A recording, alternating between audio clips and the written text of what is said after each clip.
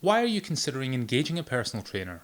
Many scenarios could cause you to think a PT would be a good idea. Perhaps you feel stiff, sore, and that your body just isn't working the way that it used to.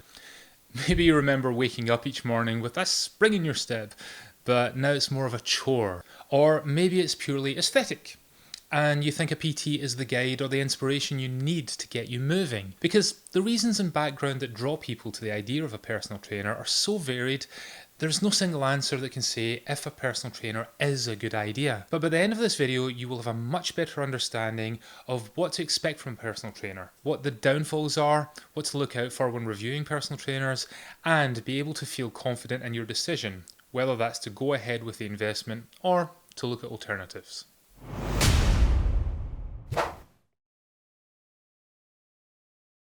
Whether you're just curious about the idea of hiring a PT or you're looking to simply validate your decision to hire one, it's impossible to know if it's a good idea without first clarifying your expectations of what you want to achieve. So while we're on the subject of clarifying things, why should you listen to me on this? Well, most of these types of videos I've found are from personal trainers trying to hype up their services, or they're from people offering counter services like an online PT who want to tell you why you shouldn't hire a PT.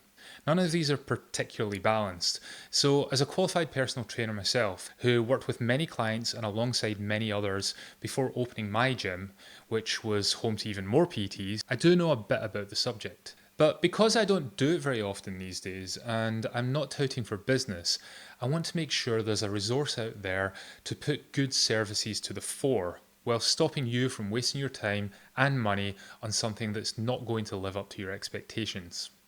So, why do you want to hire a personal trainer? As with joining a gym, an option I'll connect this with at the end. If you go down this path because you're not aware of any other options, or you're simply following the crowd or your emotions, the outcome's unlikely to be positive. Perhaps you've just seen how jacked a PT looks and you think, yeah, I'll have some of that. Or you've seen one or two of their clients make changes that you'd be keen on. We'll come back to that later. What you haven't done is consider how you fit into this. Have you ever seen a luxury sports car like a Ferrari and thought, I'd love one of those? But if you were to reflect on it, even taking the cost out of the equation, there's no room for kids, golf clubs, any serious amount of luggage or shopping, so it's not exactly practical. And if you need practical, then clearly it would be a poor investment. So without assessing what your goals are within the context of the restrictions that are unique to you, then you're essentially just dreaming, hoping that throwing money at the problem and putting the onus on the trainer is going to buy you the change that you want. But a personal trainer is not a magician. They can't just make something happen because you've paid them. So what exactly do they do? Let's start with what a personal trainer does do. I'm going to run through 10 common reasons for hiring a PT. Most of these are things you should expect from a good trainer, but some come with caveats, so pay attention. If the very idea of walking into a gym makes you nervous, and those nerves are likely to become overwhelming, then having someone there to hold your hand, figuratively speaking, can be useful. A PT can feel like a virtual shield to the rest of the gym. All your focus can be on them, and they're telling you what to do, so you can have confidence in your choices because you didn't have to make them. Which brings us to reason 2. If you don't have a clue what you're doing, you can always do some research, but that could be extremely time consuming, and most of us just don't have that kind of time to spare. You could ask a friend, you could get an induction, you could buy a magazine, or download a workout from the internet, but none of these things are tailored to you. What worked for one person might cause injury or issues for another. You often find contradictory information, and just because you know what to do, how do you know if you're doing it right? Hence, reason 3.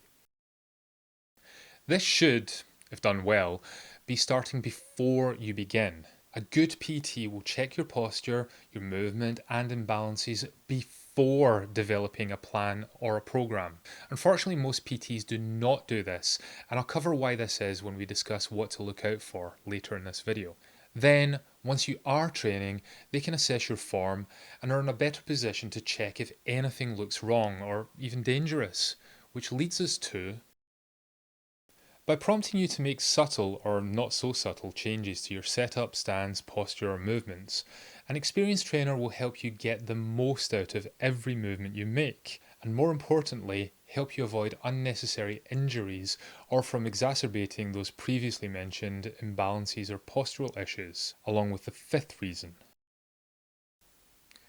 Just having someone there to spot you if things go wrong can be worth the investment on its own. Plus, most PTs are required to be first aid qualified, especially in commercial gyms. So, if something does go wrong, you've got someone on hand to help you immediately. Often that means not just correcting your form, but protecting you from yourself. Hey, if any of this feels helpful at all, could you stop what you're doing and hit that like button?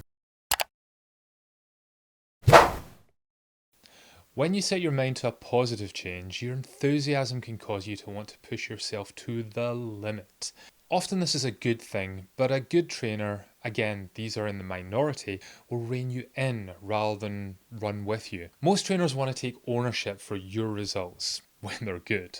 And so they're just as excited to see you pushing hard. And lack of experience can cause them to push you over the edge into burnout, injury, or at the very least, a demoralizing plateau. That said, it's a lot easier for a good trainer to rein in an enthused client than to lift a demotivated one. And that brings us to reason 7.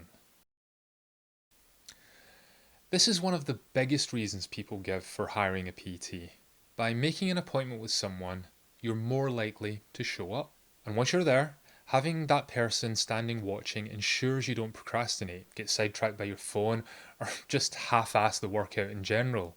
What is worth considering is, if this is your only reason for hiring a trainer, is it worth the investment? Or would the extra cash in your bank, which could equate to a holiday, new clothes or similar, be of greater value? And the thought of that being sufficient enough to motivate you to get on with it on your own. But if you need a PT for this, be sure you're receiving the other areas of value too, not just someone who's there to shout, keep going and count your reps, which is something we'll come back to in just a minute.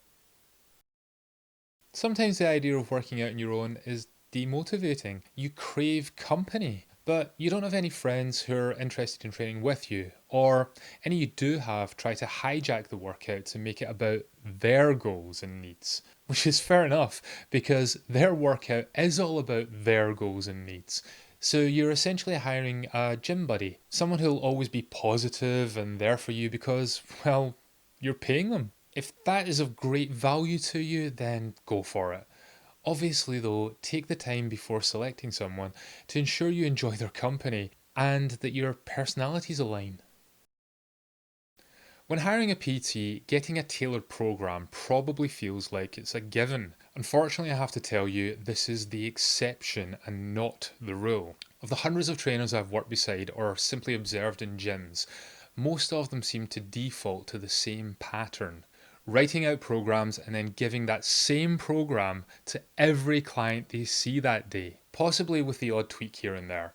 Or perhaps they come up with 2 for the day or week and vary between them. But the plan is not unique to you, no matter how they spin it when they talk to you about it, which is a craft I've seen many PTs become exceptionally gifted at. The reason is most PTs end up undervaluing their service and as a result have to overbook their calendar. So they don't have the time or the energy to be methodical and deliver on what I'm sure is the service they hope to provide at the outset. A good trainer will keep their client base sufficiently restricted, making sure they have the time to review and assess your unique qualities, limitations, goals, and frustrations. But that's all getting a bit negative, and we're not at that point yet. So let's hit on the final reason for hiring a PT in this list. If you've been training for a while, you might find yourself getting bored of your workout, even if it is working for you, and you want to shake it up a bit. You just don't know how. A PT will often have a bigger arsenal of training techniques to draw from, so you're now buying into their expanded knowledge. The problem is this can work both ways. When it's your job doing similar things with clients day after day, week after week, it can get a bit monotonous, and too often trainers start shaking things up because they are bored and want to inject some excitement into what they're doing, or they think it's a good marketing strategy to stand out on the gym floor. This can lead to programs being created that are not there to serve the client, but to entertain the trainer. Hardly a good investment. So we've started down a negative path here. This seems like a good time to review the dark side of personal training. The thing I want to emphasize here is that not all PTs are the same. Just like in any profession, there are those who are exceptional at their jobs and others who are just there for the paycheck. Some of the negative traits I've touched on already, but to ensure you have your antenna at the ready, I want to point out a few key elements that you can look out for, but also some things that might help lower your expectations when deciding on whether a PT is a good idea. If all a PT is doing is shouting, keep going, regardless of your form, thinking that one more rep than last time should always be achievable, and that their job is to count out your reps. Come on! 7! Come on, keep it going! 8! Then you might want to question the value here. You already know how to count, and that shouting is going to get old quickly, or you'll become immune to it. An experienced trainer doesn't feel the need to show their value every second they're with you. They know when to be quiet. They'll let you focus on what you're doing, developing a greater connection to your body and movement, but they'll be there to step in when improvements can be made. Or the occasional jolt of a push when needed, but sparingly enough to make an impact when it happens. You may say, but I need the constant push. If you don't enjoy going to the gym, you've no enthusiasm, and you feel you need that drill sergeant approach, then you may want to reconsider things. Essentially, what you're asking of your PT is to motivate you to do something you do not enjoy.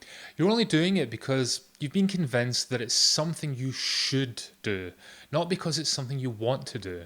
And no amount of motivation is going to overcome that. In the early days, it's a novelty, and you've paid for it. But after a while, the novelty will wear off. The payments will become just another expense, and you'll find it more comfortable to avoid going. So suddenly, you'll allow meetings to clash, or you'll find you're working late or apologising for sleeping in and missing more sessions than is reasonable. If the cost isn't causing financial stress, you may keep paying, believing this is only a blip. Or if it's a noticeable financial hit each month, then you'll give that as your reason for stopping. If this is you, I suggest looking for an alternative route that you will enjoy, or at least feel more comfortable slotting into your life. Which brings us to the natural conflict of interests. A good personal trainer takes the role of a coach. The job of a coach is to educate you and develop your skills, confidence, and understanding to a level that you no longer require a coach. In truth, that may never be the case because there's always more to learn and always improvements that can be made. But when most people engage a PT, they're thinking of it as a short-term arrangement. Fix my immediate problem. And by hiring an expert, they will give you the direct route to that solution, saving you time and lots of false starts. But this is their source of income, and marketing and signing up new clients is hard and it's never guaranteed. So it's in their interest to keep you as a client as long as possible. Now, I'm not saying that PTs will deliberately hold you back, because if they did, you would likely quit anyway. But the idea of educating you to be able to do this on your own is clearly not in their interests. And consciously or not, this may affect their approach. As a side note, I knew a PT once who, when asked about their approach, which seemed quite random by a curious colleague interested to understand what he was doing, responded, "That's a great thing. They can't learn this because it's so random, so they have to keep paying me." Your PT should be helping you, not just with today's workout, but in building up your self-confidence and developing your independence. However, they may not be able to develop an independent approach because they aren't taking one with you themselves. A large number of PTs fall into the category I call conveyor belt personal trainers. As mentioned earlier, many trainers fall into the trap of undervaluing their service. By selling off their time cheap, they must create a situation where they must take on too many clients to cover their overheads and still make a living. Keep in mind, PTs generally have to pay rent if they work in a gym, or the gym takes a cut. They may have travel costs, equipment costs, they'll hopefully have insurance to pay for, not to mention the cost of advertising and marketing to find clients in the first place. I've already covered things like first aid qualifications. That's on top of the cost of getting qualified as a PT in the first place.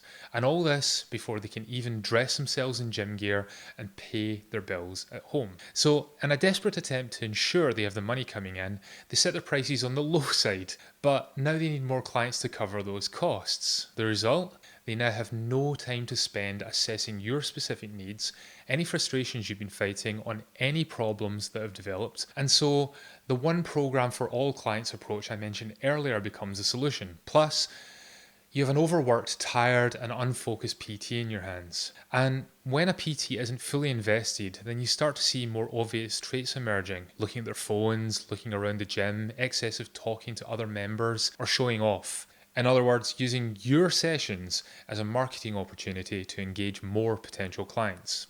This brings me to my final point in this section: cost. Value and cost for many people is an interchangeable term, but that is a surefire route to disappointment and frustration.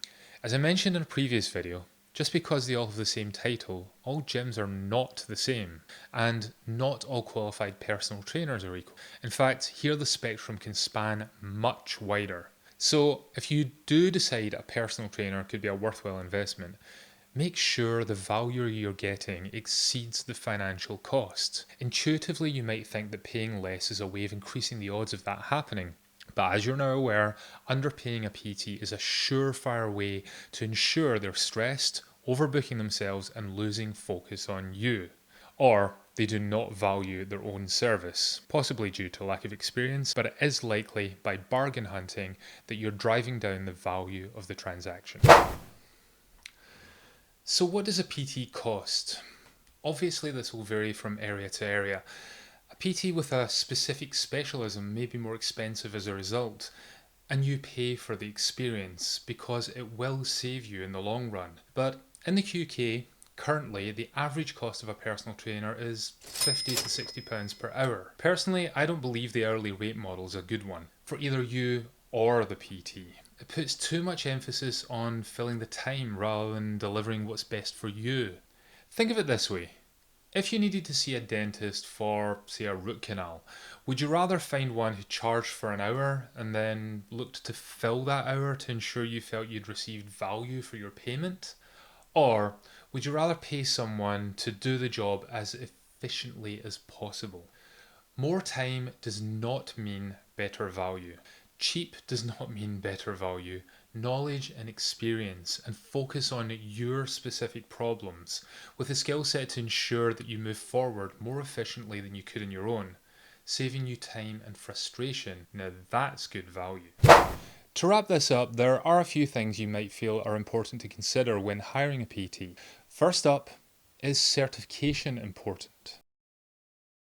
To some extent, yes, but not as much as you might think. Having taught the course myself and worked as an examiner, I'm very aware of the details of the course content, and I can tell you that a qualification is no guarantee of a good trainer. The course ensures that they know the basics and that they can keep you safe if they follow the details of the course. I've covered this in articles online and I may do a video on it in the future, so let me know if that's something that would be of interest. But in the main, the knowledge and experience comes from the trainer's own research and desire to improve. So rather than asking a potential PT what qualifications they have, you may want to ask them about what research they've been looking into lately, what books they've been reading, how many clients they've trained with your specific issues, or at least similar issues, but that does not mean looking at their before and after pictures.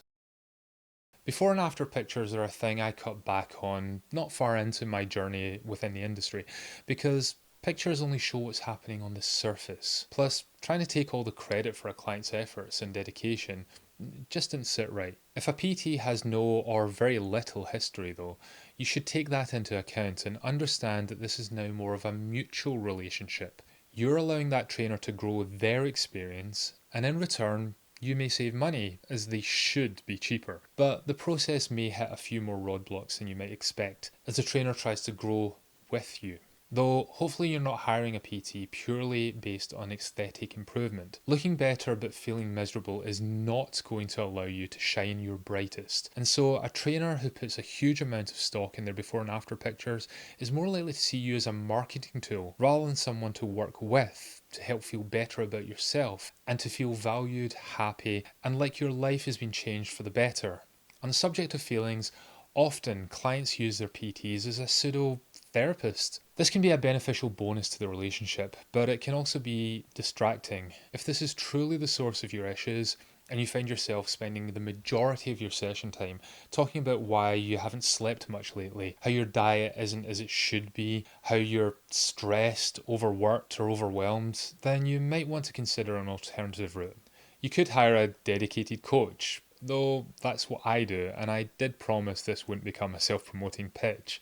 Or, if things were extreme, you should seriously consider working with a therapist or a psychologist, either privately engaged or via your doctor.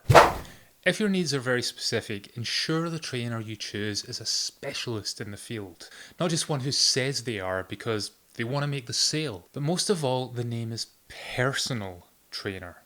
So ensure you feel trust with the person you're going to work with, to such a level that you're comfortable enough to be completely open and honest with them. If something doesn't feel right, speak up.